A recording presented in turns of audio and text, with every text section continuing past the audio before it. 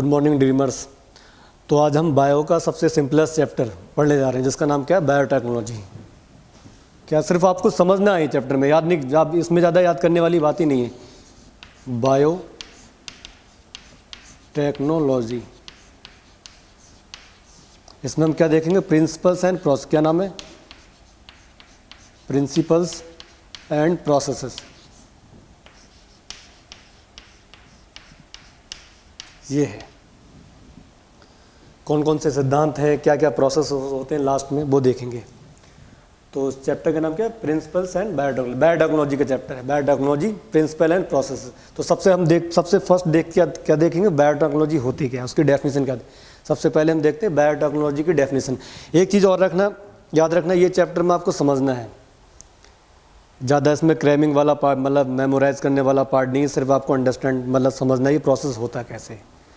तो सही, आप करते हैं स्टार्ट। सबसे पहले किसकी डेफिनेशन देखते हैं, बायोटेक्नोलॉजी की। बायोटेक्नोलॉजी,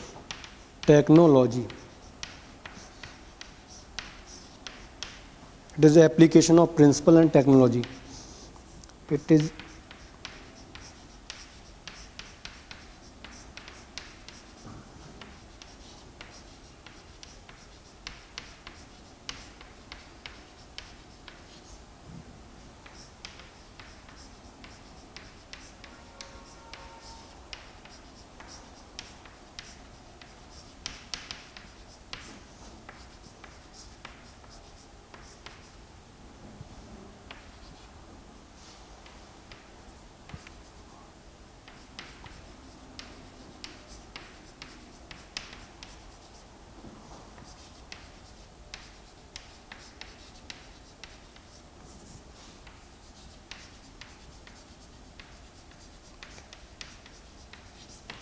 मतलब हम किसका यूज़ करें, प्रिंसिपल का यूज़ करें, टेक्नोलॉजी का यूज़ करें, जो मॉडर्न टेक्नोलॉजी कुछ भी हो सकती है, उसका यूज़ करके किसके ऊपर है, लिविंग बीइंग पे। लिविंग बीइंग में कुछ भी हो सकता है, मतलब सारे एनिमल्स हो गए, प्लांट्स हो गए, माइक्रो ऑर्गेनिज्म हो गए, ह्यूमन हो गए, सब किस में आते हैं, लिविंग बीइंग्स में। तो उनके ऊपर हम इस तरीके का मतलब क्या करते हैं, टेक्नोलॉजी का यूज़ करते हैं। टेक्नोलॉजी की यूज़ करते हैं, उनसे ऐसे प्रोडक्ट बनाएंगे जिससे क्या हो, इंसानों को क्या हो फ़ायदा, ह्यूमन बीइंग के लिए क्या पहुँचे, बहुत ज़्यादा बेनिफिशियल हो। सही, तो ह्यूमन बीइंग को फ़ायदा पहुंचाने के लिए सही डिफरेंट टाइप हम टेक्नोलॉजी का यूज़ करते हैं लिविंग बीइंग पे। सही, लिविंग बीइंग पे टेक्नोलॉजी का यूज़ करेंगे, उसी को क्या बोलते हैं, बायोटेक्नोलॉजी। क्या बोलते हैं, बायोटेक्नोलॉजी। होता क्या है, लिविंग बीइंग पे यूज़ करने के हम उससे क्या मिलते हैं, बहुत सारे प्रोडक्ट मिलते हैं। प्रोडक्ट से हमें क्या होता है, फ़ायदा होता है, बहुत ज़्यादा क्या होता है, बेनिफिशियल है हमारे लिए। तो आपको डेफिनेशन याद रखना है, it is the application of principles and technology on biological agent. Biological agent पे क्या करना, यूज़ टेक्नोलॉजी का यूज़ करना। और किस पे, माइक्रो ऑर्गेनिज्म। किसके लिए, for the welfare of the Mankind या ह्यूमन काइंड। से ह्यूमन काइंड के लिए क्या बेनिफिशियल हो वो। तो हम यही देखेंगे, मतलब कैसे कैसे टेक्नोलॉजी का यूज़ करेंगे। सही, कुछ भी हो सकता है, जैसे मतलब स्टार्टिंग में बायोटेक्नोलॉजी में जो आपकी एनसीईआरटी में ये बताया गया, जैसे आपने बर्ड बनाया, चीज़ बनाया, वाइन बनाया, ये भी क्या बायोटेक्नोलॉजी का पार्ट है। लेकिन ये मतलब आज के टाइम पे कुछ रेस्ट्रिक्टेड में बायोटेक्नोलॉजी की डेफिनेशन ये है। सही, जो भी हम मतलब टेक्नोलॉजी का यूज़ करके जो भी चीज़ बना रहे हैं, वो सब क्या है, बायोटेक्नोलॉजी। वो सब क्या है, बायोटेक्नोलॉजी है। लेकिन जो इसके प्रिंसिपल देखते हैं, प्रिंसिपल ऑफ बायोटेक्नोलॉजी देखेंगे, उसमें रेस्ट्रिक्ट कर दिया गया है कि मतलब उसकी डेफिनेशन प्रॉपर वे में ये होना चाहिए। आपको ये डेफिनेशन याद रखना है। वैसे मैंने आपको ये बताया कि जो भी टेक्नोलॉजी से यूज़ करके आप जो भी प्रोडक्ट बनाते हो, वो सबको किस में आते हैं, बायोटेक्नोलॉजी में। किस में आते हैं, बायोटेक्नोलॉजी में। जो भी प्रोडक्ट, जो भी चाहो, वैक्सीन हो गई, वैक्सीन हो गया, सही, भी टेस्ट ट्यूब वे भी हो गया, ये भी बायोटेक्नोलॉजी के द्वारा। इनमें इन विट्रो फर्टिलाइजेशन करते हैं। आपको शायद मैंने ये पढ़ाया नहीं है, बाद पढ़ा दूंगा, ये पहले चैप्टर दिया है। सही, टेस्ट ट्यूब बेबी वाला रिप्रोडक्टिव हेल्थ में। तो वो सब क्या है, बायोटेक्नोलॉजी है।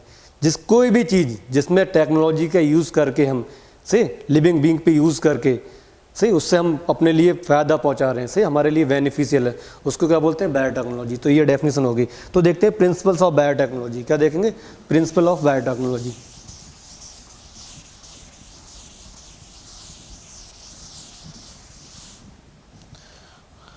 मॉडर्न वे में, रेस्ट्रिक्टेड वे में यही कर दिया कि जीन से रिलेटेड है। जीन के अब देखेंगे जीन क्या होता है, उस पर क्या करेंगे वर्क, वो बाद में देखते हैं। पहले आपको ये डेफिनेशन याद करना है। तो सब उसके बाद क्या देखना है, प्रिंसिपल्स ऑफ बायोटेक्नोलॉजी।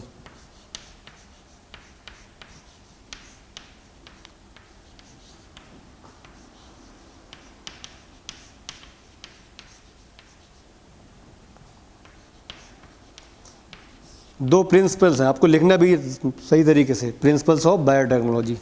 सबसे पहले क्या है, जेनेटिक इंजीनियरिंग। क्या है, जेनेटिक इंजीनियरिंग।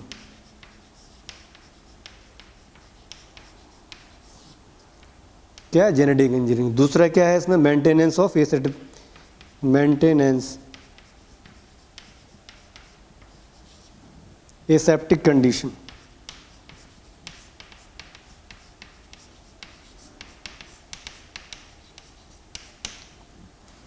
सबसे पहले हम देखेंगे प्रिंसिपल, दो प्रिंसिपल है, जेनेटिक इंजीनियरिंग और मेंटेनेंस ऑफ एसेप्टिक कंडीशन। तो सबसे पहले क्या देखेंगे हम, जेनेटिक इंजीनियरिंग। तो इसमें आप लिख लोगे इट इज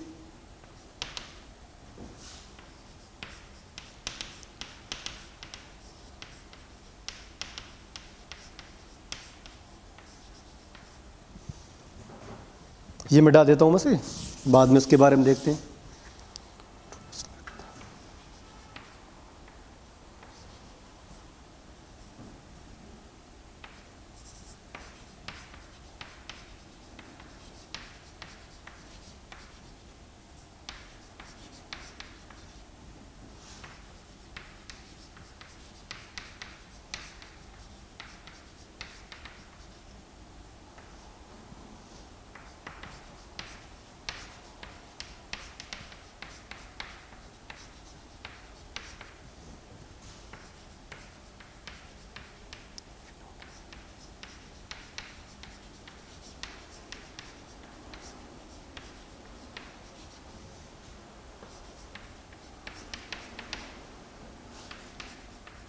मैं लिख रहा हूँ, टाइम लगेगा, बाकी इसके बाद लिखूंगा नहीं मैं। तो जेनेटिक इंजीनियरिंग की डेफिनेशन सुन लो। देखो होता क्या है, इसमें ये बताया गया है, कोई भी ऑर्गेनिज्म है, सही है, इस जो डेफिनेशन में मैं ये लिख दिया, कोई भी प्लाज्मिड, प्लाज्मिड बोले तो ये भी क्या, डीएनए है। डीएनए क्या होता है आप पढ़ चुके हो, सही। लेकिन प्लाज्मिड क्या है, ये भी डीएनए, एक्स्ट्रा क्रोमोसोमल डीएनए, वो बात की बात है, लेकिन क्या वो बाद में देखते हैं। लेकिन क्या है कि डीएनए है, कोई भी हमने डीएनए निकाला किसी और लिविंग ऑर्गेनिज्म से, डीएनए के निकालने के बाद उसमें मॉडिफाई किया, डीएनए को निकाला। ध्यान रखना, यही जो सबसे आज के टाइम पर बायोटेक्नोलॉजी की इसी के बेस पे देखते हैं, जीन्स के बेस पे।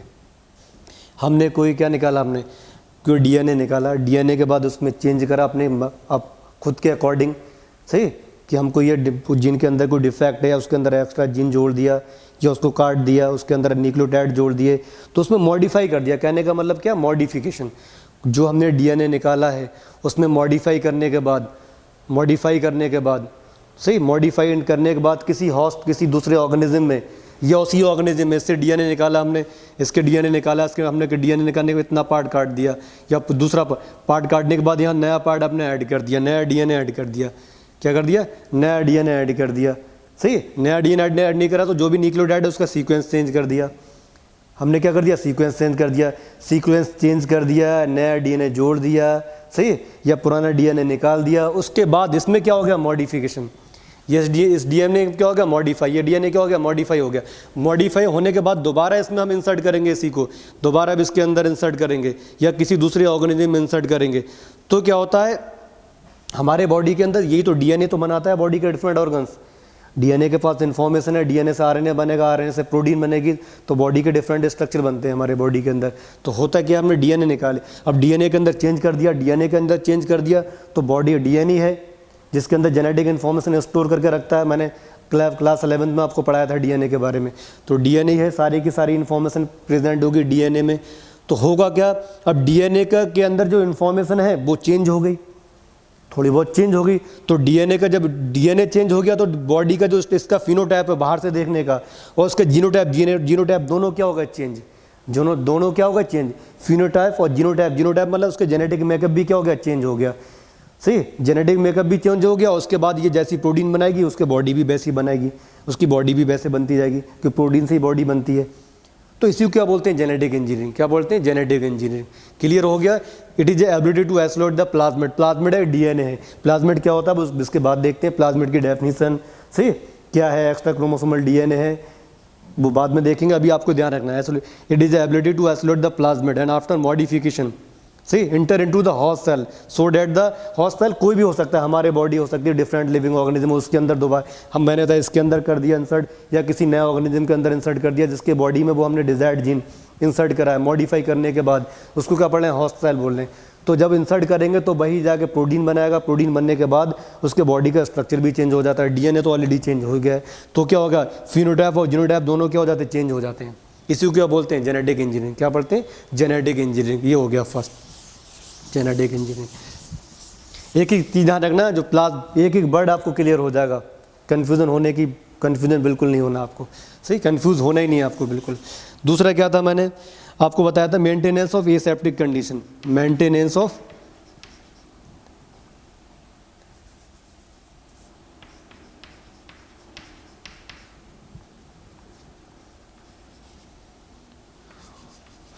एसेप्टिक कंडीशन बताया था।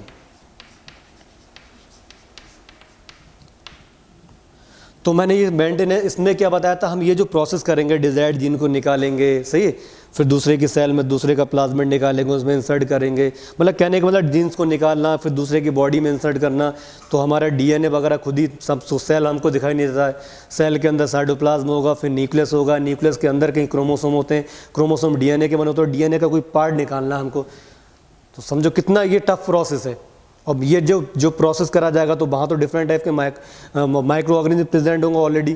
तो होता क्या, ये जो प्रोसेस हम करेंगे तो ऐसी जगह करेंगे जहाँ माइक्रोब्स वगैरह बिल्कुल ना हो, aseptic condition, microbes free condition, बिल्कुल उसको स्टेलाइज कर देंगे पूरे लैब। अगर लैब के अंदर ये प्रोसेस कर रहे हैं तो वहाँ बिल्कुल भी माइक्रोब्स की एंट्री आर नॉट अलाउड, ये समझ लो। उसे क्या बोलते हैं, एसेप्टिक कंडीशन। बिल्कुल साफ़ कर देते हैं वो उस जगह को, कि ताकि मतलब जो माइक्रोब्स है वो मिल ना जाए ये प्रोसेस में, कि मतलब जो इतना हार्ड तो प्रोसेस है, सही है, इतना डीपली हम जाएंगे, उसको निकालेंगे तो कोई दूसरे माइक्रोब्स से मिल ना जाए जो हमें दिखाई नहीं देते हैं।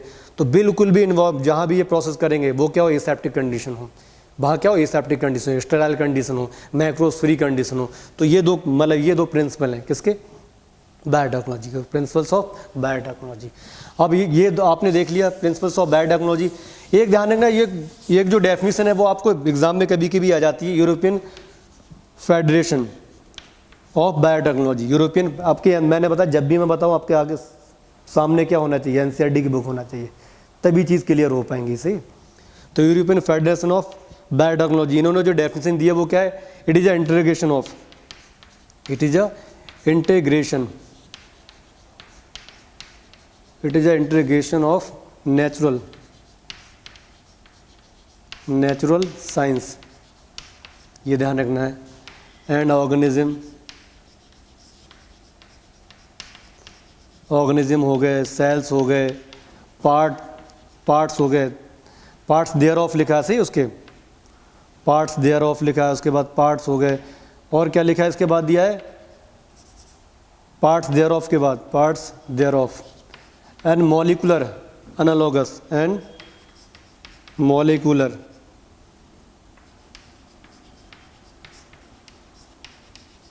Analogous for product and process, for product and process. ये डेफिनेशन भी आपको याद रखना है, सही।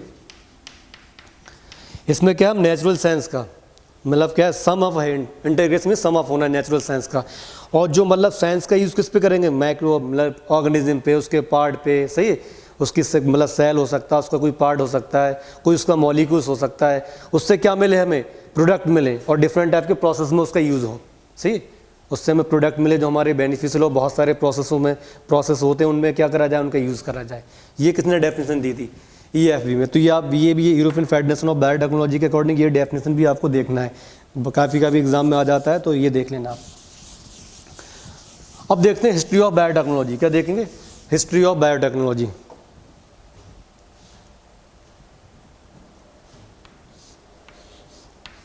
थोड़ा हिस्ट्री में जाते हैं।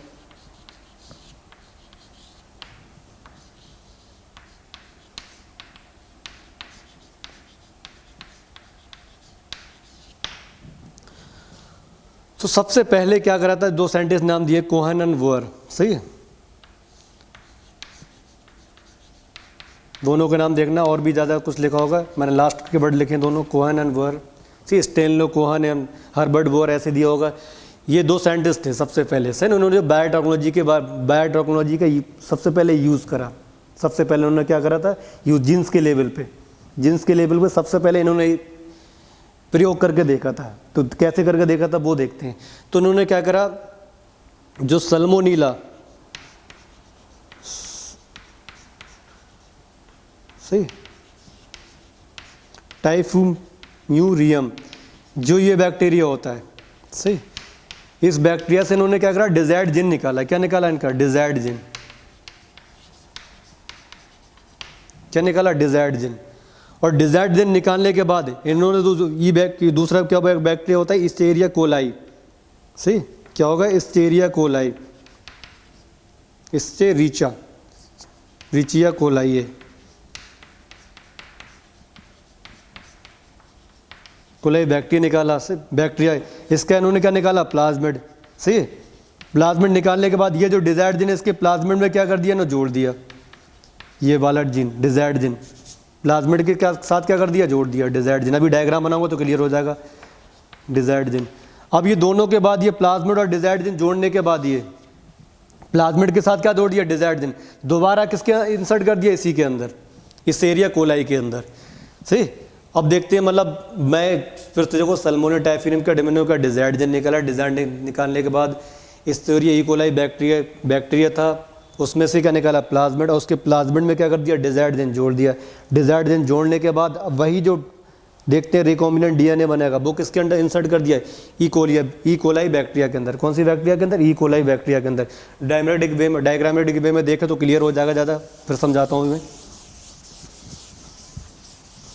ये जो ये बैक्टीरिया है, ये कौन सा है, ये जो बैक्टीरिया, मैंने ऐसे में बैक्टीरिया का डायग्राम आप पढ़ चुके हो, सही। ये बैक्टीरिया है, सेल वॉल होगी, सही। यहाँ पर मतलब मैंने बताया था जगह जगह ये सेल वॉल है, तो ऐसे सेल मेम्ब्रेन प्रेजेंट होती है, ऐसे वो जगह जगह फोल्ड हो जाती है, होती है जगह जगह फोल्ड, ऐसे बिल्कुल मतलब ऐसे फोल्ड होगी। तो इसमें मैंने बताया एक एक्स्ट्रा डीएनए होता है, एक मेन डीएनए होता है, ये मेन डीएनए, ये क्या प्लाज्मिड है। इधर उन्होंने क्या लिया, दूसरा बैक्टीरिया प्रेजेंट है, ये वाला, ये बैक्टीरिया प्रेजेंट है।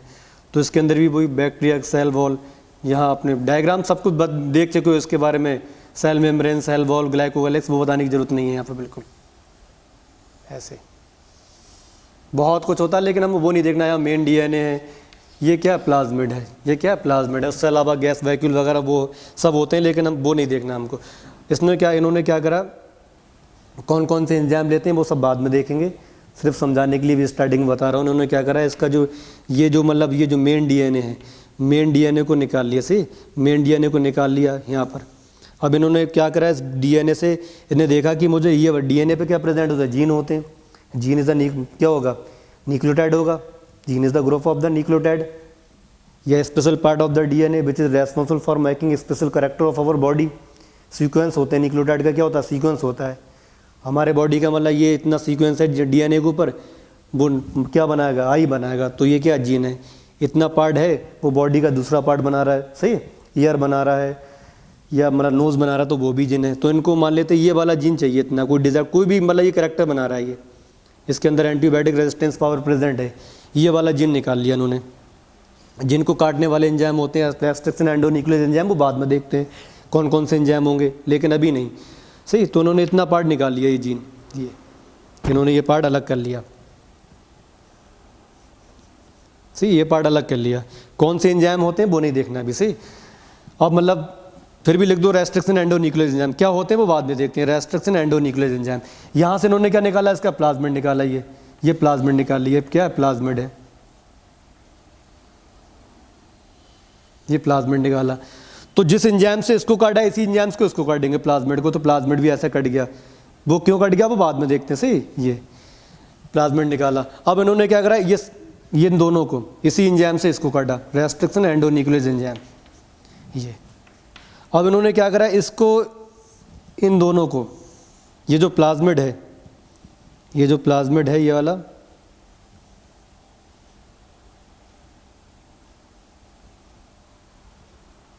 इसके अंदर क्या कर दिया, ये वाला जीन इंसर्ट कर दिया, जोड़ दिया यहाँ पर। यहाँ जो एंजाइम होता है with the help of the ligase enzyme, क्या होगा, सभी के बारे में पढ़ेंगे हम, लाइगेज एंजाइम के बारे। अब जो ये क्या बन गया, अब ये इसको पढ़ते हैं रेकॉम्बिनेंट डीएनए। क्या पढ़ते हैं, रेकॉम्बिनेंट डीएनए, रेकॉम्बिनेंट डीएनए। क्या पढ़ेंगे हम, रेकॉम्बिनेंट डीएनए, रेकॉम्बिनेंट डीएनए। अब इन्होंने क्या है, इस रेकॉम्बिनेंट डीएनए को इस रिकॉम्बिनेंट डीएनए को दोबारा किसके अंदर इंसर्ट कर दिया, इसको इसी बैक्टीरिया के अंदर, इससे निकाला था, इससे इन्होंने ये निकाला, दोबारा ये यहीं पहुंच गया, दोबारा क्या पहुंच गया, फिर से यहीं पहुंच गया, ये सही दोबारा यहीं पहुंच गया, तो उसमें कुछ क्या हो जाएगा, चेंज होगा ये वाला पार्ट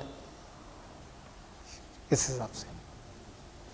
तो इनको फादर ऑफ बायोटेक्नोलॉजी नहीं बोलते कोहन बोअर को, क्यों नहीं बोलते हैं, क्योंकि दोनों जो स्पीसीज है सेम ही है, क्लोजली रिलेटेड स्पीसीज हैं, क्लोजली रिलेटेड स्ट्रेन है, मतलब ये जो बैक्टीरिया सेम स्पीसीज ही हैं। डिफरेंट स्पीसीज में करते तो अलग चीज़, सेम स्पीसीज में उन्होंने क्या करा, इसका डीएनए निकाला, इसका प्लाज्मिड निकाला, दोनों को जोड़ा, इसके अंदर इंसर्ट कर दिया। सबसे पहले इन्होंने शुरुआत करी, तो आपको नेम याद रखना है किसमें से डिजायर्ड जीन निकाला था और किसके अंदर उन्होंने जो डिजायर्ड जीन को इंसर्ट करा था, किससे डिजायर्ड जीन निकाला था, वो चीज़ मेन है। कौन से, सल्मोनेला टाइफोरियम, क्या बैक्टीरिया बोलेंगे, सल्मोनेला टाइफोरियम, और इसको क्या बोलेंगे, इकोलाई बैक्टीरिया, क्या बोलेंगे, इकोलाई बैक्टीरिया। ये हिस्ट्री में दिया है, सही। प्रोसेस कैसे होता है इसी के बारे में तो हम पढ़ेंगे, ये कैसे काटेंगे, ये क्या होता है, इसी की तो स्टडी करने वाले हैं इस चैप्टर में, ये क्लियर है। लेकिन इसके बाद दूसरे साइंटिस्ट है, उनका नाम क्या था, पॉल बर्ग, क्या नाम था, पॉल बर्ग, वो देखते हैं। ये सब कुछ आपको नोट्स में मिल जाएगा, सही। पॉल बर्ग को बोलते हैं फादर ऑफ बायोटेक्नोलॉजी, किसको, पॉल बर्ग, पॉल बर्ग।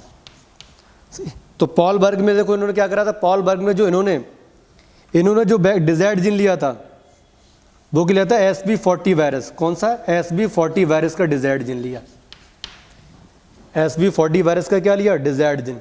अब इस डिजायर्ड जीन में, इसमें से डिजायर्ड जीन इन्होंने निकाल लिया, क्या निकाल लिया, डिजायर्ड जीन।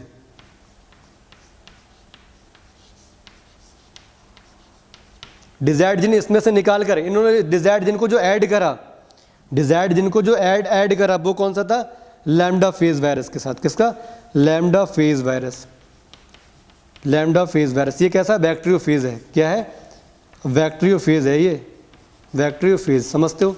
और virus which attack on bacteria is called as bacteriophage. अब इसके साथ डिजायर्ड जीन को इसके जीन के साथ ऐड कर दिया। ये क्लास फर्स्ट मतलब क्लास 11th में आपको बता चुका हूँ बैक्टीरियोफेज क्या होता है, सही, सारे स्टेप्स बताए थे, अटैचमेंट, इंसर्शन, सही, इन्फेक्शन। तो ये मतलब क्या होगा, इसके जो इसके अंदर लैम्डा फेज के अंदर जो इसका डीएनए होगा, उस डीएनए के साथ इसका डीएनए जोड़ दिया, इसका डीएनए इसके साथ जोड़ दिया। अब ये जब किस पर अटैक करेगा, बैक्टीरिया को अटैक करेगा, तो जो डिजायर्ड जीन होगा वो क्या करेगा, बैक्टीरिया के अंदर इंसर्ट कर देगा। बैक्टीरिया क्या था, ई कोलाई, क्या था, ई कोलाई बैक्टीरिया। अब ध्यान रखना, इसका जीन उन्होंने, इसका जीन इसके अंदर क्या कर दिया, ट्रांसफर, इसके अंदर क्या कर दिया, ट्रांसफर कर दिया with the help of the lambda phase virus. तो जिसके द्वारा हम ट्रांसफर करते हैं उसे क्या बोलते हैं, वेक्टर, क्या बोलते हैं, वेक्टर, क्या पढ़ते हैं, वेक्टर। तो इन्होंने दो अलग अलग स्पीसीज के डीएनए लिए, अलग अलग स्पीसीज में क्या किया, ट्रांसफर किए। तो इन्हीं को क्या बोलते हैं, फादर ऑफ बायोटेक्नोलॉजी, पॉल बर्ग, क्या बोलते हैं, पॉल बर्ग। इतना क्लियर हो गया, ये था। अब देखते हैं ये अब सारे ये स्टेप्स होते कैसे, वो देखते हैं।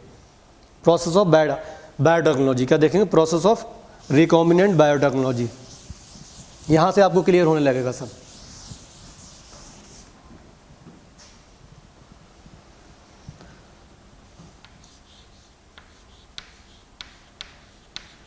प्रोसेस ऑफ रिकॉम्बिनेंट, ऐसे लिख देता हूं, रिकॉम्बिनेंट।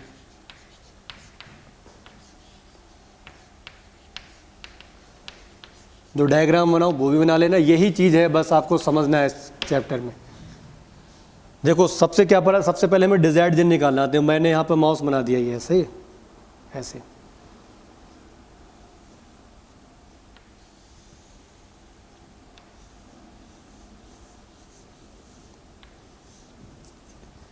ये बना दिया माउस वगैरह। इधर माउस है, इधर हमने क्या लिया, एक बैक्टीरिया है, क्या लिया, बैक्टीरिया है इधर। डायग्राम भी बहुत सही तरीके से बनाना आपको। उसके बाद सारे के सारे स्टेप्स आपको लिख दूंगा मैं, तो वही स्टेप्स हमको देखना है।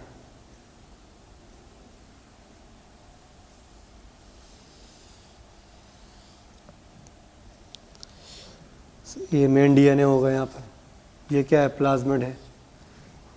तो हमको क्या मतलब क्या करना है इनको। अब होता क्या आज के टाइम पे डायबिटीज़ वगैरह सबसे ज़्यादा की प्रॉब्लम किसकी चलती है, डायबिटीज़। तो डायबिटीज़ की जो प्रॉब्लम है वो हमारे ब्लड के अंदर शुगर का लेवल बढ़ जाता है, बताया था मैंने क्लास 11th में। शुगर का लेवल बढ़ जाएगा, शुगर ग्लाइकोजन में कन्वर्ट नहीं होगी, तो कन्वर्ट करने के लिए क्या चाहिए, इंसुलिन। क्या चाहिए, इंसुलिन। इंसुलिन कौन बनाता है, पैंक्रियाज। पैंक्रियाज के अंदर कौन, पैंक्रियाज तो एक तो ग्लैंड है, ग्लैंड के अंदर क्या होंगी, cell, beta cell. Beta cell के अंदर भी क्या प्रेजेंट होंगे, न्यूक्लियस। न्यूक्लियस के अंदर भी क्या प्रेजेंट होगा, डीएनए, मतलब क्रोमोसोम। क्रोमोसोम किससे बने होंगे, डीएनए। और डीएनए के अंदर वो पार्टिकुलर जीन प्रेजेंट होता है जो क्या बनाता है, इंसुलिन। क्या बनाता है, इंसुलिन। अब किसी की बॉडी के अंदर इंसुलिन जीन बन नहीं पा रहा है, तो हमें क्या कही, बाहर से इंसुलिन की इंजेक्शन, इंसुलिन हमको चाहिए इंजेक्शन की फॉर्म में। अब क्या हो, इंसान को तो मार नहीं सकते हम, किसी इंसान का मतलब क्या निकालें हम, वो जीन निकालें, तो हुआ क्या, ऐसी मतलब जैसे हमारे अंदर इंसुलिन बनना है, ऐसे मतलब इसके अंदर भी बनता होगा, इसके अंदर भी इंसुलिन बनना है। तो हुआ क्या, करते क्या है इसमें, अब देख इसके माउस के अंदर, ये रैट के अंदर, रैट के सबसे पहले पैंक्रियाज देखा, इसका पैंक्रियाज के अंदर क्या देखा। आप पैंक्रियाज क्या होता है वो आपको ऑलरेडी पता है, मैंने डाइजेस्टिव में बताया था। पैंक्रियाज, बीटा सेल भी मैंने बताया था। पैंक्रियाज के अंदर उसके बीटा सेल गए, बीटा सेल के अंदर सबसे पहले क्या निकाला हमने, वो डिजायर्ड क्या निकाला, डीएनए निकाल दिया। क्या निकाला, as solution of isolation of genome DNA. Genome DNA, genome का मतलब होता है हैप्लॉइड साइड ऑफ क्रोमोसोम, वो बाद में देखें, ध्यान रखना। जिस वो ऐसे ना हमने वो निकाल लिया डीएनए जिसके ऊपर क्या प्रेजेंट है, हमारा डिजायर्ड जीन प्रेजेंट है। तो सबसे पहले हमने सेल, सही है, उस सेल को निकाला, बीटा सेल। बीटा सेल में से फिर क्या निकाला हमने, न्यूक्लियस में गए, न्यूक्लियस में जाके क्या निकाला, वो डीएनए निकालिए जिस पे हमारा क्या डिजायर्ड जीन प्रेजेंट है। तो डिजायर्ड, अब उसके बाद क्या करते हैं हम, ये मतलब डीएनए के ऊपर एंजाइम किसका यूज़ करते हैं, रेस्ट्रिक्शन एंडोन्यूक्लियस एंजाइम का। किसका, रेस्ट्रिक्शन एंडोन्यूक्लियस एंजाइम का यूज़ करेंगे। सही, अभी मेथड बता रहा हूँ फिर सबके बारे में, अभी तो मैंने ऐसे बता दिया, फिर देखेंगे स्टेप्स, ये एक एक स्टेप्स देखेंगे। तो इन आइसोलेशन के बाद फिर क्या करते हैं, आइसोलेशन ऑफ डिजायर्ड जीन। क्या करते हैं, आइसोलेशन ऑफ डिजायर्ड जीन। क्या निकालेंगे, जो डिजायर्ड जीन है, डिजायर्ड जीन है उसको निकालेंगे हम। देखो डायग्राम बना देता हूँ मैं यहाँ पर। ये हमने क्या निकाल लिया, पूरा का पूरा ये डीएनए है, डबल स्टैंड होता है, ऐसे बना दिया मैंने। डीएनए के हमने क्या निकाला है, यहाँ पर डिजायर्ड जीन निकालना है, डिजायर्ड जीन ये। तो डिजायर्ड जीन को इसको काटने के लिए हम यूज़ करते हैं रेस्ट्रिक्शन एंडोन्यूक्लियस एंजाइम का। क्या होते हैं बाद में देखते हैं, सही। रेस्ट्रिक्शन एंडोन्यूक्लियस एंजाइम का यूज़ करते हैं। किसका यूज़ करते हैं, रेस्ट्रिक्शन एंडोन्यूक्लियस एंजाइम का यूज़ करेंगे। तो वो रेस्ट्रिक्शन एंडोन्यूक्लियस एंजाइम इसको कई फ्रेगमेंट्स में काट देगा, सही, यहाँ से काटेगा, यहाँ से काटेगा, तो फ्रेगमेंट्स हो गए। तो हमको क्या, कई फ्रेगमेंट्स मिल गए इसके, ये फ्रेगमेंट्स मिल गए हमको, ऐसे फ्रेगमेंट्स, ये फ्रेगमेंट मिला, ये फ्रेगमेंट मिला, ये हमारा मेन है, डिजायर्ड जीन है ये। फिर हमको क्या मिला, ये फ्रेगमेंट्स मिले, ऐसे फ्रेगमेंट्स में कट हो गया, ये क्लियर हो गया। अब इसी तरीके से क्या निकालेंगे हम, इसका प्लाज्मिड निकालेंगे। बैक्टीरिया से क्या निकाला हमने, प्लाज्मिड निकाला, ये प्लाज्मिड निकाल दिया हमने, बड़ा सा बना दो प्लाज्मिड।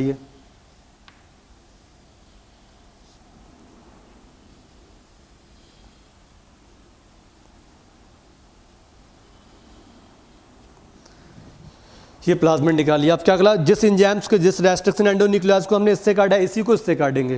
रेस्ट्रिक्शन एंडोन्यूक्लियस एंजाइम क्या करेंगे, रेस्ट्रिक्शन एंडोन्यूक्लियस एंजाइम से इसको काटेंगे। तो इसी काटने के बाद ऐसे हो जाए, ऐसे हमको दिखाई देगा, ऐसे। क्यों काटते हैं, कोई नहीं काटते, वो सब स्टेप्स में आ जाएगा। अभी आपको देखना, मैं आपको ये बता रहा हूँ इस चैप्टर में को पढ़ने के, अभी स्टार्ट नहीं हुआ चैप्टर, अभी ये बताने की कोशिश की जा रही है कि आपको चैप्टर में पढ़ना क्या क्या है, सही। तो ये कट गया इतना एंड। अब क्या हुआ, इसको हम इन दोनों को जोड़ देंगे, ये और ये, इन दोनों को इसके द्वारा जोड़ते हैं, रेस्ट्रिक्शन एंडोन्यूक्लियस एंजाइम के द्वारा, ये ऐसे, मतलब किसके, लाइगेज के द्वारा। ये पार्ट था, इसमें हमने ये रेड पार्ट यहाँ जोड़ दिया ऐसे, ये। अब इसको ऐसे कर देते हैं आप,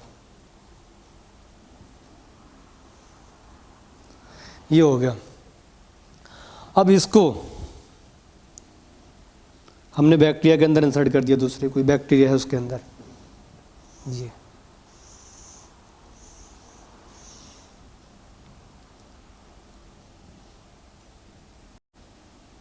इसके या किसी दूसरे बैक्टीरिया के अंदर क्या कर दिया, इंसर्ट कर दिया हमने, ये।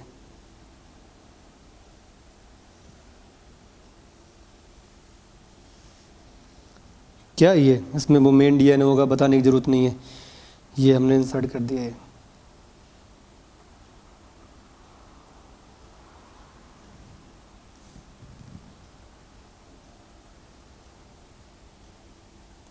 अब क्या होगा, इंसर्ट होने के बाद देखते रहना, अब ये क्या जो मतलब ये जो हमारा बैक्टीरिया है, बैक्टीरिया के अंदर क्या करता है, ये इसकी कॉपी होना स्टार्ट हो जाएंगी इसकी। सेम बनाना है आपको ये।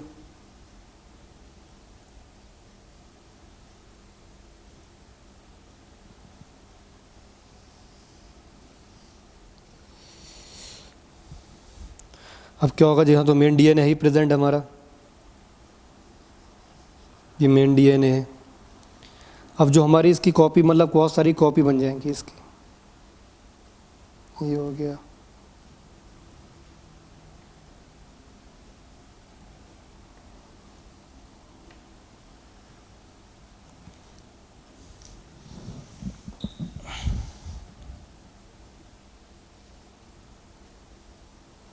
ये कॉपी बन गई, सही बहुत सारी कॉपी बन गई। इनका नंबर भी बढ़ता रहेगा, बैक्टीरिया का बहुत सारा नंबर भी बढ़ता रहेगा, दूसरे में ट्रांसफ़र होते रहेंगे, सही।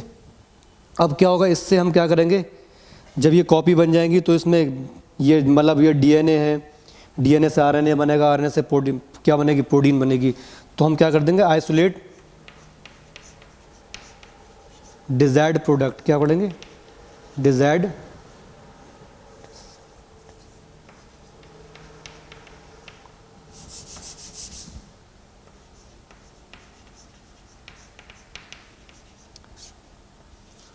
ऑफ क्या, डिजायर्ड प्रोडक्ट,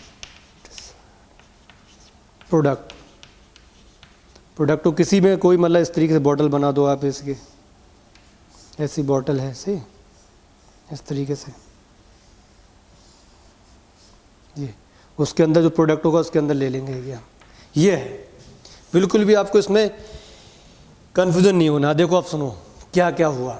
सबसे पहले सबसे जो फर्स्ट स्टेप था हमने जो उसमें पढ़ने वाले हैं, सबसे मैं यहाँ लिखता रहूँगा और सारे स्टेप्स यहीं क्लियर हो जाएंगे। उसके बाद आप हमें एक एक के बारे में पढ़ेंगे। सबसे पहले हमने क्या पढ़ेंगे, सबसे पहले स्टेप क्या था, isolation of genomic DNA, isolation of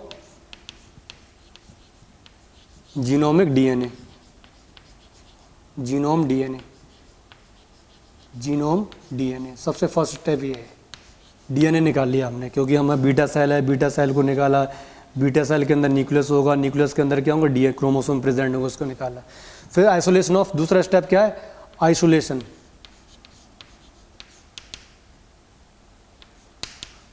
isolation of desired gene, desired gene, और उसे पढ़ते हैं जीन ऑफ इंटरेस्ट, और क्या पढ़ते हैं, और जीन ऑफ इंटरेस्ट, इसी बोलते हैं, सही। इसके बाद थर्ड स्टेप क्या होता है, selection of suitable vector. Vector इसको मतलब जो ये है, जो हमारा डिजायर्ड जीन को लेके जाता है दूसरे किसी ऑर्गेनिज्म में, किसी भी ऑर्गेनिज्म में जो हमारा डिजायर्ड जीन जो लेके जाएगा उसको क्या बोलते हैं, वेक्टर। जैसे कि एनसीईआरटी ने एग्जाम्पल दिया मलेरिया का, मलेरिया के अंदर जैसे मतलब प्लाज्मोडियम एनोफिल्स है, प्लाज्मोडियम एनोफिल्स मॉस्किटो है, तो वो क्या करता है, ट्रांसफ़र करता है प्लाज्मोडियम को क्या करेगा, ट्रांसफ़र करेगा हमारे बॉडी के अंदर। ऐसे नहीं कि वो बीमारी का उसके अंदर तो प्रोड्यूसेंस प्रेजेंट है। प्लाज्मोडियम क्या है, एक प्रोड्यूसेंस तो उसके बॉडी के अंदर आएगा, वो क्या करता है, हमारे बॉडी के अंदर ट्रांसफ़र करता है। तो वर्क क्या कर रहा है, as a vector, as a vehicle. तो सही, तो हमको मतलब सही तरीके से ऐसे वेक्टर को चुनना है, ऐसे व्हीकल को चुनना है जो हमारा डिजायर्ड जीन है वो ट्रांसफ़र कर सके, किसमें, होस्ट सेल में। तो selection of the suitable vector, ये सबसे third step, selection of suitable vector. क्या होगा, सिलेक्शन ऑफ सूटेबल वेक्टर। लिखते रहना सारे steps, selection of suitable vector, ये हो गया, ये क्लियर हो गया, selection of suitable. Fourth step देखते हैं हम, सही, मेकिंग ऑफ रिकॉम्बिनेंट डीएनए या formation of recombinant DNA, formation of recombinant DNA, recombinant, formation of recombinant DNA. Recombinant DNA क्या होता है? देखो रिकॉम्बिनेंट डीएनए भी आपको ध्यान रखना है यहाँ पर, सबसे मेन चीज़ ये रिकॉम्बिनेंट डिजायर्ड जिन, अभी बताऊंगा वहाँ पर, डिजायर्ड जिन प्लस, सही है, सुटेबल वेक्टर, वेक्टर क्या बोलते हैं? वेहिकल डीएनए, क्या पढ़ते हैं? वेहिकल डीएनए भी बोलते हैं, क्या बोलते हैं? वेहिकल डीएनए, सही है। Desired gene plus vehicle DNA, vehicle DNA को मिला के क्या बोलते हैं? रिकॉम्बिनेंट डीएनए, क्या पढ़ते हैं? Recombinant DNA. ये जो हमारा डीएनए बन गया है इसको हम पढ़ते हैं रिकॉम्बिनेंट डीएनए, रिकॉम्बिनेंट डीएनए, क्या पढ़ेंगे? रिकॉम्बिनेंट डीएनए, क्या पढ़ते हैं? Recombinant DNA. यही बताया गया ध्यान रखना एनसीईआरटी में, जो स्टार्टिंग में लिखा गया है, आपको कन्फ्यूजन नहीं होना चाहिए, बहुत सारे वर्ड समझ में ना आएंगे, तो वो बिल्कुल एग्जैक्टली ऐसे बना दिया था, सारे वर्ड आपको क्लियर हो जाएं जो स्टार्टिंग में दिया है। रिकॉम्बिनेंट डीएनए हो गया, इसको जोड़ता है जो एंजाइम्स, वो कौन होता है? लाइकेज एंजाइम्स। कौन सा होता है? लाइकेज एंजाइम, ये भी दिया है, सही। अब ये जो रिकॉम्बिनेंट डीएनए है, अब रिकॉम्बिनेंट डीएनए को मतलब हमने क्या कर दिया? इसके अंदर इंसर्ट कर दिया, तो जिस ऑर्गेनिज्म के अंदर ये रिकॉम्बिनेंट डीएनए पहुंचता है तो उस ऑर्गेनिज्म को हम बोलते हैं ट्रांसजेनिक एनिमल, क्या पढ़ते हैं? Transgenic animals. ये भी आपको ध्यान रखना है, ट्रांसजेनिक एनिमल किसको बोलेंगे? जिसके अंदर रिकॉम्बिनेंट डीएनए प्रेजेंट हो, और उसको बोलते हैं जेनेटिकली मॉडिफाइड ऑर्गेनिज्म। ऐसे ऑर्गेनिज्म जिसके अंदर फॉरेन डीएनए प्रेजेंट है, जीन ऑफ इंटरेस्ट प्रेजेंट है, सही है। ये जो हमारा डीएनए हो गया डिजायर्ड जीन, इसको एलियन डीएनए में बोलते हैं, क्या बोलते हैं? एलियन डीएनए में बोलते हैं। फॉरेन डीएनए में बोलेंगे, अलग अलग एलियन नाम दिया है, फॉरेन डीएनए दिया है, जीन ऑफ इंटरेस्ट दिया है। जो बाहर का डीएनए है, मतलब इसके लिए तो बाहर का डीएनए हो गया इस वाले ऑर्गेनिज्म की, तो इसको फॉरेन डीएनए भी बोल सकते हैं। ये डीएनए है, फॉरेन डीएनए में बोलेंगे। ये जो डीएनए है डिजायर्ड जीन, फॉरेन डीएनए बोलेंगे, डिजायर्ड जीन बोलेंगे, एलियन डीएनए बोलेंगे। अब जब दोनों डीएनए मिल जाते हैं आपस में, इसका भी डीएनए, अब ये प्लाज्मिड है, प्लाज्मिड की डेफिनेशन आप यहीं लिख लो। प्लाज्मिड क्या है? देखो ये प्लाज्मिड है, प्लाज्मिड की डेफिनेशन आपको यहाँ लिखना है, आपको दिखाई, मैं बोलता रहूँगा, वो लिखना है। It is extra chromosomal, it is extra chromosomal, extra ChromeOS self replicating, extra chromosomal के बड़े dash self replicating, self replicating circular DNA, क्या होगा? Self replicating circular DNA which undergoes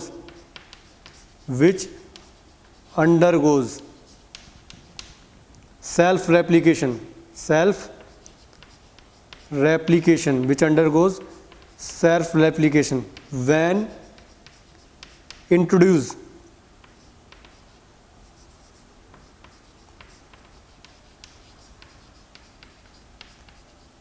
into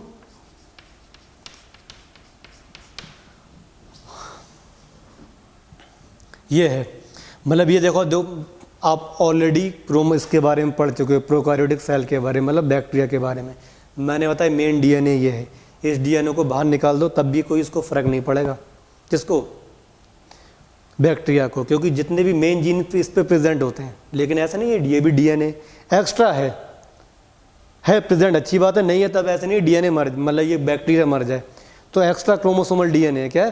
extra chromosomal DNA. जितनी body को body का size है या body में जितनी भी मेटाबॉलिक एक्टिविटीज़ को मेंटेन करने के लिए ये डीएनए का होना जरूरी है।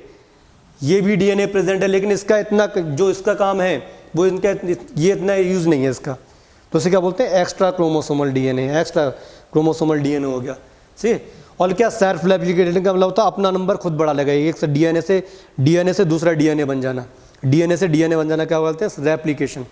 क्या पढ़ते हैं? रेप्लिकेशन या डुप्लीकेशन, या क्या पढ़ते हैं? डुप्लीकेशन। और आरएनए से डीएनए, मतलब सही है, डीएनए से डीएनए बनना, डीएनए से आरएनए बनना, ट्रांसक्रिप्शन। वो मॉलिक्यूलर किस में देखोगे आप? मॉलिक्यूलर बेसिस ऑफ इनहेरिटेंस में देखोगे आप, सही। पहले भी बता चुका हूँ मैं ये चीज़, तो ये ध्यान रखना। डीएनए से ये क्या इसके अंदर टेंडेंसी है, ये किसी दूसरे ऑर्गेनिज्म में जाएगा, किसी की होस्ट में जाएगा तो अपना नंबर बढ़ा लेगा, 1 से 2, 2 से 4, इस तरीके से नंबर होने लगेगा इसका। तो इसको क्या बोलते हैं? प्लाज्मिड। और प्लाज्मिड हमेशा वर्क, ये क्या प्लाज्मिड, ये वर्क करता है एज ए व्हीकल और वेक्टर, सही। ये चीज़ों को लेके जाएगा, क्योंकि इसी का यूज़ कर रहे हैं हम, इसका यूज़ करेंगे तो बेचारा ये बैक्टीरिया भी खत्म, तो इसका हम इसी का यूज़ करेंगे, क्योंकि ये भी डीएनए है और डीएनए के साथ ही डीएनए जुड़ सकता है, तो हम क्यों ना इसी का यूज़ करें, सही। तो तो हम इसका यूज़ करेंगे। हमने अपना डिजायर्ड जीन है, जीन ऑफ इंटरेस्ट है, LNDNA है या फॉरेन DNA के साथ हमने मिला दिया। तो मिलने के बाद अब जो DNA दो अलग अलग डिफरेंट DNA ये मिलके एक हो गए, तो उसको पढ़ते हैं रेकॉम्बिनेंट DNA। क्या पढ़ते हैं? रेकॉम्बिनेंट DNA। क्या पढ़ते हैं? रेकॉम्बिनेंट DNA। जिस ऑर्गेनिज्म के अंदर ये रेकॉम्बिनेंट DNA गया उसे बोलते हैं ट्रांसजेनिक एनिमल या जेनेटिकली मॉडिफाइड ऑर्गेनिज्म। क्या पढ़ते हैं? Genetically modified organism. तो ये क्या फॉर्मेशन ऑफ रिकॉम्बिनेंट DNA हो गया इतना। और फिफ्थ स्टेप क्या होगा? ट्रांसफरिंग ऑफ, क्या पढ़ेंगे?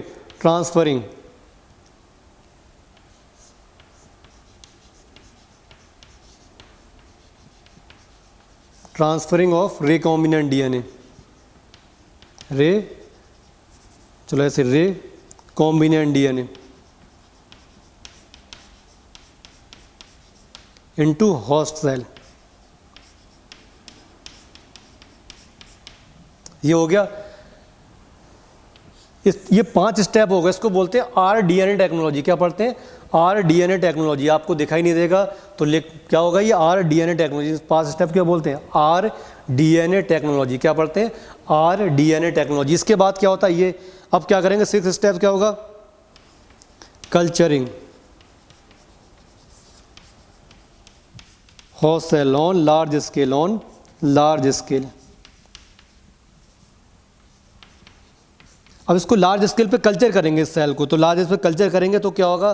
कल्चर का मतलब होता है किसी उस बैक्टीरिया को ऐसे मीडियम में डालेंगे, न्यूट्रिटिव मीडियम में, जिसमें वो उस न्यूट्रिटिव मीडियम को खाए, सही, बॉडी में अपने ऑब्जर्व करे, उसका यूटिलाइज करे, उसे यूटिलाइज करने के बाद फिर वो अपना नंबर बढ़ाए। जब उसका नंबर बढ़ेगा सीधी सी बात है इनका भी नंबर बढ़ता रहेगा। ये भी उस DNA का मतलब हमारे जो बैक्टीरिया डिवाइड करते हैं, मैंने बताया था बैक्टीरिया 20 मिनट में डिवाइड कर जाता है, तो 20 मिनट में ये भी डिवाइड कर जाएगा और उसके अंदर भी डिवाइड होते हैं बैक्टीरिया के अंदर। तो बैक्टीरिया के अंदर ये अपना नंबर बढ़ाते हैं। इसका ये ऐसा है तो सेम ऐसी नंबर और बढ़ जाएगा, तो हमारे डिजायर्ड जीन का भी नंबर बढ़ जाएगा। जब इसकी कॉपी बनेगी, ये पूरा का पूरा DNA अपनी कॉपी बना लेगा, तो हमारा जीन ऑफ इंटरेस्ट है या फॉरेन DNA LNDNA उसका भी नंबर बढ़ जाएगा।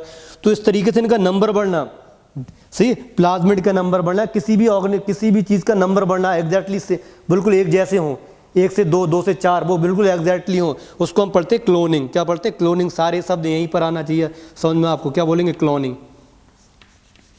क्या पढ़ते हैं? क्लोनिंग। क्लोनिंग वर्ड भी आपको क्लियर होना चाहिए। क्लोनिंग, सही। क्या बोलेंगे? क्लोनिंग। अब क्या करेंगे? अब इसको हम कल्चर, ये कब क्लोनिंग होगी, इसका नंबर कब बढ़ेगा? एग्जैक्टली सिमिलर नंबर कब बढ़ेगा? जब किसी कल्चर मीडियम में इसको रखेंगे, न्यूट्रिटिव मीडियम में रखेंगे इसको। बैक्टीरिया को ग्रो कराने के लिए न्यूट्रिटिव मीडियम की जरूरत पड़ेगी ना, न्यूट्रिटिव मीडियम जिसको वो खाए, ग्रो करे, सही। खाना ऐसे नहीं कि उसके दांत वगैरह प्रेजेंट हो गए, वैसे ऑब्जर्व करेगा, फिर उसको यूटिलाइज करेगा। वो भी आपने देख चुके हो पहले से, ग्लूकोज कैसे टूटेगा उसके बॉडी के अंदर, वो अलग मेटाबॉलिज्म है, वो नहीं, उस पर नहीं जाना कि बॉडी ये ऑब्जर्व करेगा, जो भी न्यूट्रिएंट मीडियम होगा उसको यूटिलाइज करेगा बॉडी में, बट बॉडी में यूटिलाइज करेगा तो उसका नंबर बढ़ेगा तो सही हमारा जीन ऑफ इंटरेस्ट है उसका भी नंबर बढ़ेगा। तो अब होगा, अब ये क्या होता है, बैक्टीरिया नंबर बढ़ा, अब इसको कल्चर करेंगे किसी बायोरिएक्टर में। अब क्या होगा, ये क्या बनाएंगे, बैक्टीरिया क्या बनाते हैं, प्रोटीन बनाएंगे। अब उस प्रोटीन को हमको निकालना है, प्रोटीन बनाएंगे। प्रोटीन बोले तो क्या बनाएंगे, प्रोटीन कैसी होगी, इंसुलिन। वो प्रोटीन होती है, वो क्या होगी, इंसुलिन हार्मोन। वो किससे बना होता है, सब किसके बना होते हैं, सब प्रोटीन के। प्रोटीन ही क्या है, वो इंसुलिन है। तो वो ये प्रोटीन बनाएगा। अब वो किसी मेथड के द्वारा, वो देखते हैं बाद में, उस किसी मेथड के द्वारा हम क्या करेंगे, उस जितनी भी प्रोटीन है, जितने भी बैक्टीरिया का नंबर बढ़ गया होगा बहुत सारे, उन बैक्टीरिया से हम क्या निकाल लेंगे, वो डिजायर्ड प्रोटीन निकाल लेंगे। डिजायर्ड प्रोटीन के निकालने के बाद किसी चीज़ में हमने कलेक्ट कर लिया, तो अब ये स्टेप्स क्या होगा, सही, आइसोलेशन ऑफ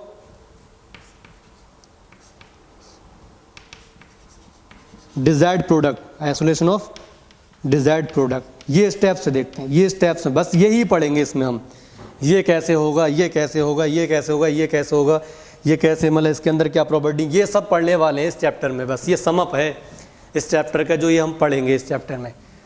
क्लियर है, ये सब पढ़ेंगे। सबसे पहले हमको दिखाना है जीनोमिक डीएनए निकालेंगे हम, डीएनए को फिर कब, डीएनए के अंदर हमारा डिजायर्ड जीन कौन है वो निकालेंगे, सही। उसके बाद हम वेक्टर को चूज़ करेंगे कि वेक्टर के किसके साथ इसको मिलाएं हम, तो वेक्टर की कुछ प्रॉपर्टीज़ होती हैं, सही। और वेक्टर हमेशा प्लाज्मिड ही यूज़ करते हैं, ऐसा नहीं, प्लाज्मिड से अलावा मोस्टली क्या यूज़ करते हैं, प्लाज्मिड। क्या यूज़ करेंगे, प्लाज्मिड। तो प्लाज्मिड की हम देखेंगे, जो वेक्टर, ये क्या, प्लाज्मिड क्या, एक वेक्टर है। वेक्टर का मतलब हमारा जीन ऑफ इंटरेस्ट है या फॉरेन डीएनए है या LNDNA है, उसको क्या करेगा, ट्रांसफ़र करेगा। तो उसकी कुछ प्रॉपर्टीज़ होती हैं, वो देखेंगे हम, सही। फिर मतलब इन दोनों को जो काटता है, जैसे मतलब मैंने बताया इस जीन को काटा, रेस्ट्रिक्शन एंडोन्यूक्लियोसिस के एंजाइम्स के बारे में स्टडी करेंगे हम से। फिर ये मतलब ये दोनों को जोड़ेंगे कैसे वो देखते हैं। रिकॉम्बिनेंट डीएनए बन गया, रिकॉम्बिनेंट डीएनए को किसी ऑर्गेनिज्म में इंसर्ट करेंगे, कैसे इंसर्ट करेंगे वो देखेंगे हम से। कौन कौन से फैक्टर होते हैं, कौन कौन से मतलब प्रोसेस होते हैं, या कौन कौन से मेथड होते हैं, कौन कौन से मेथड होते हैं जिसके द्वारा हम इसको इंसर्ट करेंगे। प्लांट सेल के अंदर कैसे करेंगे, एनिमल सेल के अंदर कैसे करेंगे, माइक्रो ऑर्गेनिज्म में कैसे करेंगे। फिर उसको देखते हैं कि हमारा डीएनए इसके अंदर पहुंचा है या नहीं पहुंचा है, जो फॉरेन डीएनए हमारे अंदर पहुंच गया है, मतलब बैक्टीरिया के अंदर पहुंचा है नहीं पहुंचा, तो डिफरेंट मेथड जांच करके देखेंगे। सही, उसके बाद हम इस बहुत से बड़े बायोरिएक्टर में इस बैक्टीरिया को पालेंगे। बैक्टीरिया का नंबर बढ़ेगा तो डिजायर्ड जीन का नंबर बढ़ जाएगा। मिलियंस ऑफ बैक्टीरिया होगा तो हर बैक्टीरिया के अंदर प्रोटीन बनेगी, वो डिजायर्ड प्रोटीन वाली। उस प्रोटीन को हम निकालेंगे। सही, निकालने के बाद वो हमारे लिए क्या यूज़ हो जाती है। तो ये प्रोसेस है। तो इसको मतलब ये दोनों लास्ट के जो प्रोसेस हैं, सही, इतना क्लियर हो गया। ये आपने देख लिया, मैं मिटा देता हूँ उसको, क्लियर। ये सब देखेंगे। और क्लोनिंग क्या, उसका नंबर बढ़ना, एग्जैक्टली सेम कॉपी बनाना, उसको क्या बोलते हैं, क्लोनिंग। आप ध्यान रखना, आपको यहाँ क्या क्या वर्ड आपने आना चाहिए। वेक्टर क्या होता है वो क्लियर हो गया, रिकॉम्बिनेंट डीएनए क्या हो गया वो क्लियर हो गया, ट्रांसजेनिक एनिमल क्या होते हैं वो क्लियर हो जाना चाहिए, जिसके अंदर फॉरेन डीएनए प्रेजेंट है। ऐसे ऑर्गेनिज्म जिसके अंदर उसके डीएनए से अलावा कोई दूसरा डीएनए उसके अंदर इंसर्ट कर दिया, क्या हमारे अंदर है, किसी ऑर्गेनिज्म के अंदर, गाय के अंदर, सभी के अंदर आजकल ऐसा हो रहा, देखेंगे हम बाद में सब। तो फॉरेन डीएनए आ जाना चाहिए उस ऑर्गेनिज्म के अंदर, उसका डीएनए बाहर से, उसके डीएनए से अलावा बाहर का डीएनए आ जाए जिस एनिमल के अंदर, उसे बोलते हैं ट्रांसजेनिक एनिमल, या क्या बोलते हैं, जेनेटिकली मॉडिफाइड ऑर्गेनिज्म, जो भी ऑर्गेनिज्म में आ जाए। सही, तो क्लियर हो गया ये। फिर क्लोनिंग, अपना नंबर बढ़ाना, क्लोनिंग। तो ये मेथड हम बाद में देखेंगे, सब कुछ ये है। तो जो स्टार्टिंग के जो मैंने अब ये डायग्राम हटा देता हूँ मैं आपको, अब यहाँ पर लाइगेज एंजाइम मैंने आपको बता दिया।